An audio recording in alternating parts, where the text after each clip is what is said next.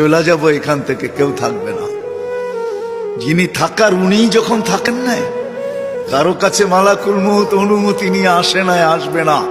শুধু একজন মুহাম্মদুর রাসূলুল্লাহ সাল্লাল্লাহু আলাইহি ওয়াসাল্লামের কাছে মালাকুল মউত যখন আসছেন, তো আল্লাহ বলছে বন্ধুর কাছে অনুমতি নিয়ে ঢুকবে। অনুমতি দিলে ঢুকবে, নাইলে ফিরে আসবে। বন্ধু আমার, খবরদার অনুমতি ছাড়া যায় গর্জায় ঢুকা যাবে না।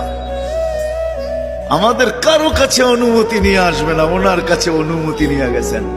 তারপরও বলছে শোনো, ঢুকার অনুমতি দিলেই কিন্তু হাত রাইখা দিবা না, আবার অনুমতি নিবা, রাখবা কি রাখবা না। বন্ধু যদি হ্যাঁ বলে তো রাইখো, যদি না বলে তো চলে এসো। না বন্ধু আমার। কার বন্ধু? কার বন্ধু? হাবিবুল্লাহ।